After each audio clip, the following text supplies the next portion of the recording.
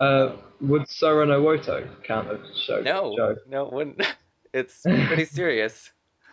I don't know. I didn't find it that serious to me. I mean, for me, Sora no Woto was about a war I did not know anything about, and the ending was the most frustrating thing I've ever seen, simply because I was banging my head against the wall, going, "If you're going to make me stressed about this war, tell me what's happening in this war Oh and don't wow. go into politics I don't understand." Because the problem was, why have they got a battlefront if it's a peace treaty? Why at the end they keep the battlefront?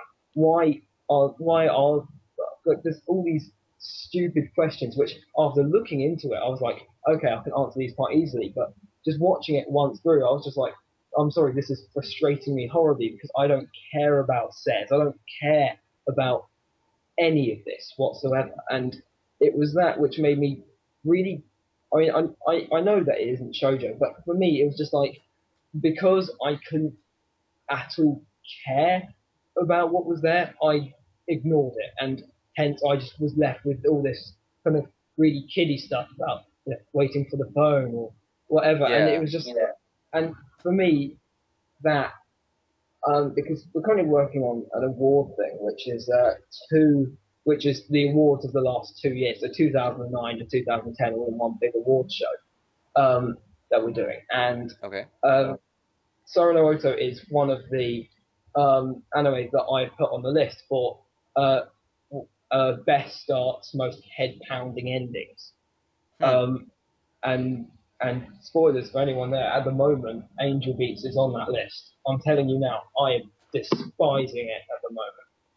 I loved its start and I absolutely hate it right Wow.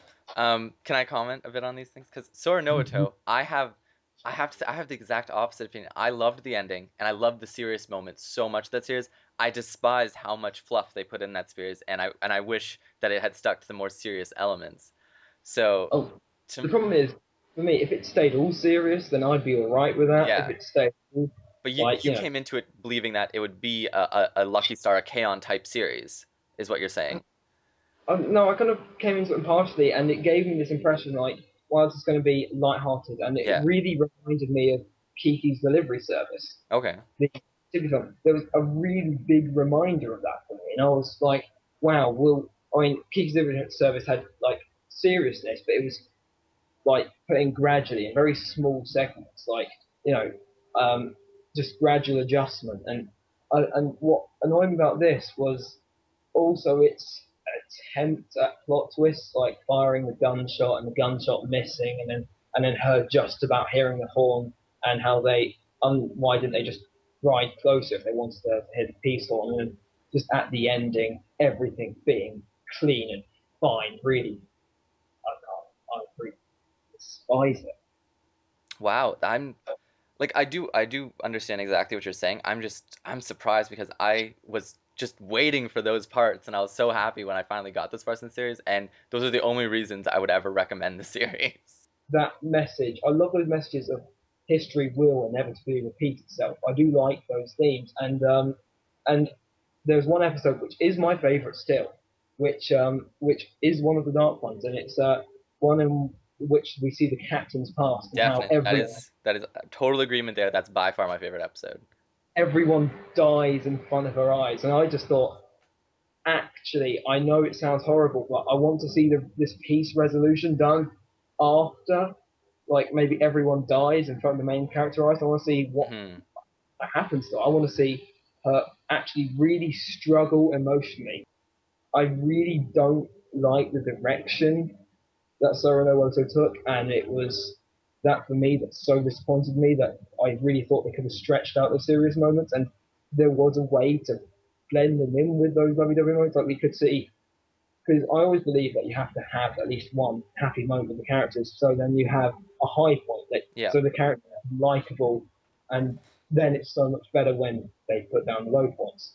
Which anyone who's seen Karen Kyokai will know that the whole episode two is the whole first half is on a high point, and then as soon as we get to the second half, we're in a very deep murder plot, and it was that for me that cemented that series more than the stuff that Son of Nawoto did. I can I definitely agree with you there. I think that Sora no Oto is a very confused series. It really didn't know where to put its focus in and kept teetering, and it wasn't planned. Like, I mean, some series, have its good moments, bad moments, funny moments, but this one, it just sort of every episode, it was a grab bag. It was like whatever they felt like that time. You had no idea. Like for me, if you're going to be a dark series, I like to believe that you have to have one episode in which the viewer is still able to watch it and it's still fine, but he has to feel somewhat uncomfortable. Like episode 5 of Karanoko Kaya, that opening of Elfen Light, just a whole slaughter. If the person like feels uncomfortable going to the dark side of it, then that's fine. And anyone who's going to see my future reviews after this, I want to say that if you think I'm saying that if a thing makes you uncomfortable, and that's a good thing, then watch my review of Kiss X Sis, and you'll find that I absolutely despise that series simply because it made me feel very, very, very uncomfortable. I think there's a little bit more problems than just uncomfortable with that series, but yeah. All right. So next question. Besides anime, what else do you enjoy? Like, what are your other hobbies? What do you do in your spare time? In terms of like hobbies, video games takes up quite a large portion. I'd like to review them as well. Mm-hmm. Um, Writing reviews, like just general writing, and every time I watch something, I usually watch it twice because I watch it once and then I always watch whenever I review a series, I watch the whole series and then just before I review it, I make sure I have like 2 hours free and then I watch episode 1 and the final episode so I can just see how it's progressed, what's changed, and that. But I mean, I do have quite a bit of spare time. A lot of people think that you must watch anime all the time, but I really skip every single long series there is. Mm-hmm. Because for me, a long series just learns to disappoint. Um, I don't like people. I don't have problems with like serious fanboys, but I think that there is a very clear difference between an otaku and a fanboy in that an otaku has a very wide base of knowledge on anime. Like he can say, okay, here's the dark anime that you want to watch, and here's like I can recommend you any genre. And I think a fanboy will just go Bleach, Naruto, One Piece, yay! I try to expand a lot, so I do read the books. I've read like all of the Harry Suzumiya books and the mangas and the anime. I'm obsessed with Harry Suzumiya. It's a great series. It just has that feel-good factor to it. But the reason I also like Harry Suzumiya is that it references the idea that why are we complaining about shoujo and all that sort of thing, because it makes a fantastic joke, which is Haruhi wants weird things to happen, so she's trying to make everything like shonen anime, because weird things happen in shonen animes. So she grabs the mysterious transfer student, she grabs the silent type, she grabs the sarcastic guy, and just my favorite joke is the first thing she does, the first thing she runs to is she just runs to the most moe person she can find, just basically kidnaps her, Yeah. and says, "Congratulations, you're in our club." And that just made me think, wow, this series is good. It's like the perfect blend of comedy, but it's what was surprising was that it had its own great story, and it wasn't, but it was analyzing traits, and it was saying, can't we just like admit we have those traits, but say, oh, well, here's an excuse we've got them, and I think that is one of the funniest like excuses for, don't worry, look, the moe person is here because, and I find that so funny, just the way they just go, here's a reason to love it. Yeah, definitely. I mean, yes, I have. I did go to the great lengths to see Tokyo Mew Mew, which is Oh very Lord. shoujo. But no, I do have a comment about that.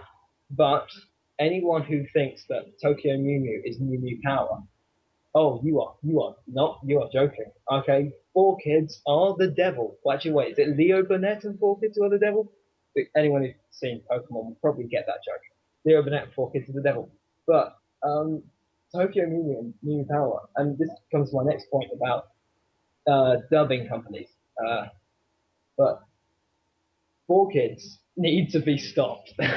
They're taking the Japanese out of anime. They are doing everything.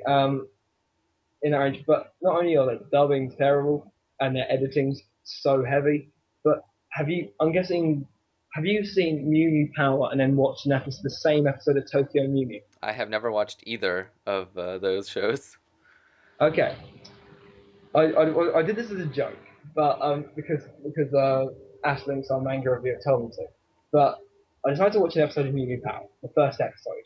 I thought, wow, this is just so like, oh yeah, I have this power now. And then I started watching Tokyo Mew Mew, and I was like, wait, there are dark elements in here as well.